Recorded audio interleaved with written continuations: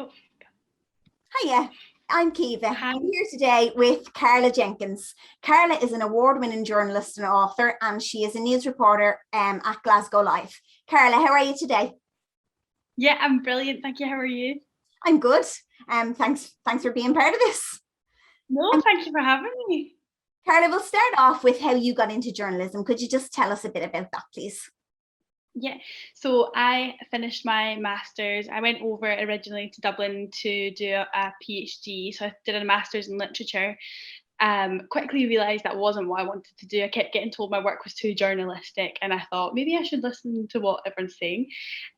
So I started interning for a cultural magazine over there called District. So I would just go and transcribe interviews, do some sort of editorial assistance. I had always written when I was at university for student like newspapers and publications and things like that.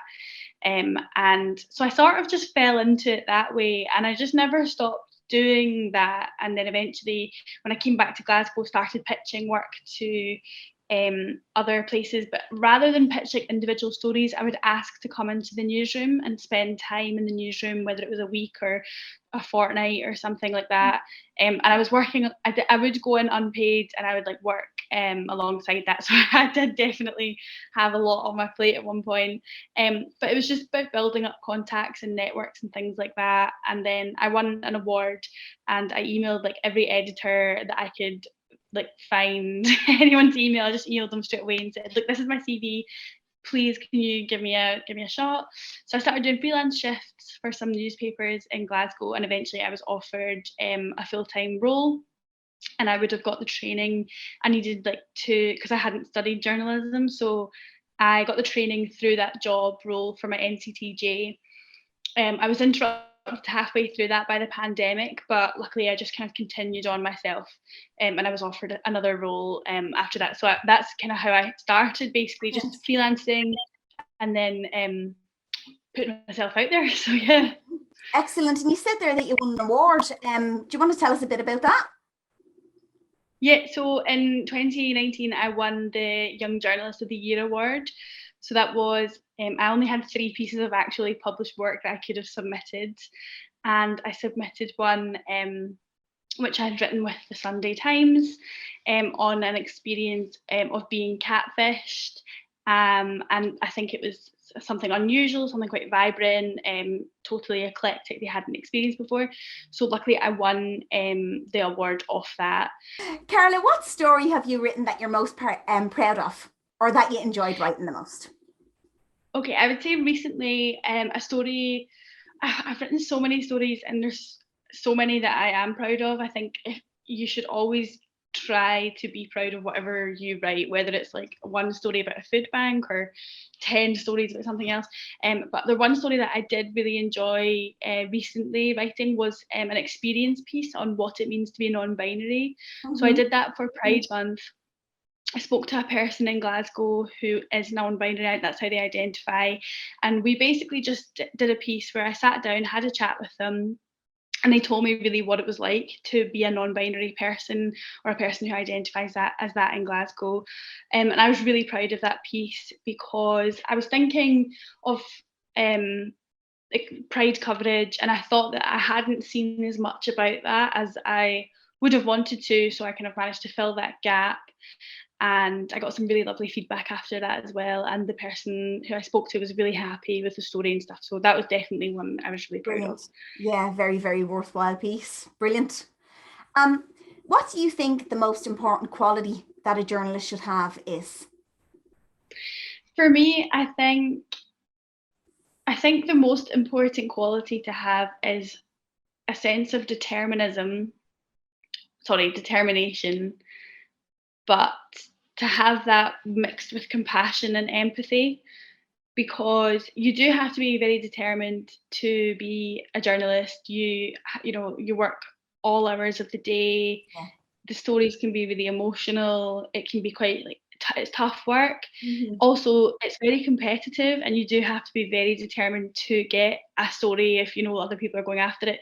But you don't want to be a journalist that's sort of ruthless and got that callous and cold-hearted sense.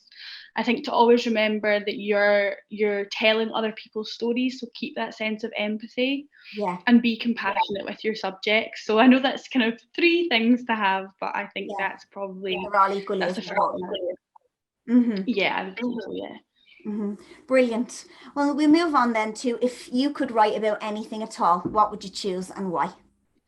Oh, I don't know because I feel like everything I'm interested in it like changes week to week. So recently I've been doing a lot of stories on like city planning, architecture, historical sites in Mhm. Glasgow, buildings that have been demolished, buildings that are going on fire, things like that. And it's got me really interested in like the history of the city. However, I love writing on like experience pieces with people.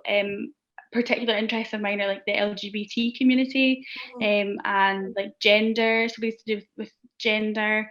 But I think I love writing those really emotional stories that kind of catch your heart. Like I think they're the ones I probably like to do the most. You know, ones where you think, oh, I really enjoyed speaking to that person, and you know that you've helped them in some way, or you've just helped to tell a story. So I think probably the emotional human interest pieces, if I could keep on writing them for my whole life, I would be really happy. Lovely. That's brilliant. Giving people a voice. Yeah, Yeah, definitely. I think that's what I want to do. excellent. And then what's your favorite book and what's the last book you read?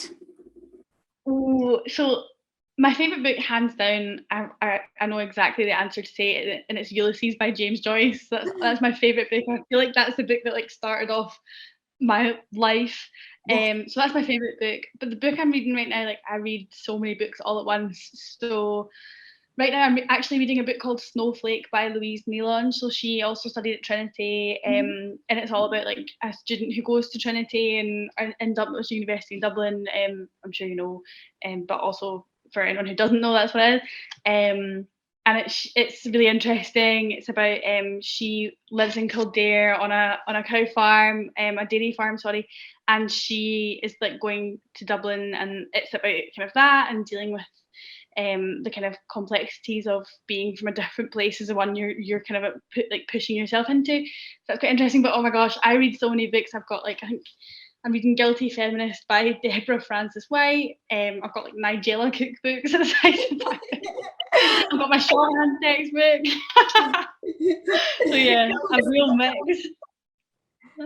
Lots of difference topics. Yeah, Yeah, good stuff. And then, is there any famous writers or journalists that inspire you or that you admire? yes. Oh gosh, there's so many. I think for writers, I love Dolly Alderton's writing, and I love Sally Rooney's writing. They're very different writers, but I just the tone of their voice and the way that they see the world, I really love. However, in terms of journalists, I love the work of Danny Garavelli. She's a Scottish journalist. She just has so many good features. I love Hannah Rogers. She's a political journalist at the Herald in Glasgow. So I think her work is just, she's a real like inspiration to me. Mhm. I love Jeremy Vine. He is like one of my Yeah. favorite journalists and broadcast journalists, and Storm Huntley, who also presents his show. Well, she's not necessarily a journalist; she's still a broadcast journalist. I really Mhm. appreciate her work. And I love Emily Maitlis and Kirsty Wark and Lovely. Melanie Reid. Brilliant. Yeah, so many. um, Carla, what's the best part of your job? And then on the flip side as well, then what's the worst part of your job? I think the best part of my job is that it's different all the time, and I get to speak to so many different people and like do different things, and no 2 weeks are the same. Like sometimes not even 2 days are the same, particularly because I work shifts. Mhm. So like for example, this morning I was in the earlies, so like 6 till 2, and I have the time to speak to you after, whereas next week, like, you know, I'll be on 2 till 10s or something like that. It's Yeah, completely different. yeah, But yeah, the same thing as on the flip side of that, I have to work shifts, yeah. so that can be pretty brutal. And I feel like I have to like plan everything down to the finest minute, like months in advance. So I think that, and also it can be like quite tough to be a journalist. I think sometimes the stories you come across aren't always like the ones you'd love to be doing. You know, you do report on a lot of crime. You do have to kind of come face to face with a lot of just the kind of seedier, darker parts of a place where you're reporting on. So that's not always nice, but I think it does make you a tougher person. Definitely. And then have you got any tips for aspiring journalists? Yes, I think the first thing I would say is when I started my work, I said I'm just going to say yes to everything. And that was great for me because it gave me loads of opportunities. I think I maybe should have remembered some boundaries. Like I remember working for a period of like 3 weeks nonstop, and that wasn't good. So while I would say to everyone, say yes as much as you want. Do remember your boundaries and that you're still a human. Yeah. I would say as well, like I wish I'd known when I was a student and I was writing for all these like student newspapers and things like that. Whilst it's brilliant to write for student newspapers because you can really start to cultivate your craft and what you're interested in, I think that students should just remember that you can get experience at any age. So if you're going to write a 1,500 word feature, then why don't you pitch it to a few newspapers or a few magazines or online papers, you know, because the opportunity doesn't it's not like, I think for me, I just thought once my degree's over, then I can start pitching my stuff and asking for money. You know, it doesn't always have to be like that. And I think my final thing would probably, I know that's kind of two very big points, but I think if I was to say one more thing, it would probably say don't turn your nose up at the kind of tools of the trade. So like I'm studying shorthand, and while there's a huge argument right now over whether or not you need it, I think as a young journalist it's really important to not give anyone an excuse to pay you less or pay you on a lesser contract. And like, you know, I did an interview in a cafe the other day, and I had to type everything the person was saying because I'd forgotten my recorder, and I usually record on my phone, but they'd phone me on the phone. So just to have that skill, it would have been amazing to write like that. So yeah, I wouldn't turn my nose up at just because you've got things like a dictaphone or your phone. Like you know, it's always good to start from the ground up and learn the tool of the trade. Brilliant, absolutely brilliant tips. Yeah, really good. And then we'll finish off on one thing about yourself that is not related to journalism. So it can be anything at all. Oh, this is the one question that it sticks. I don't know. What's one thing about me? I'm really bad at shorthand. But even though that's about journalism, what is I find it really hard to read books that aren't about Dublin or Glasgow because they are the two places I've lived in, and I genuinely like struggle so much. I just every time I go into Waterstones or any bookshops near me, like I just gravitate immediately towards like anything that's about Glasgow or anything about Dublin.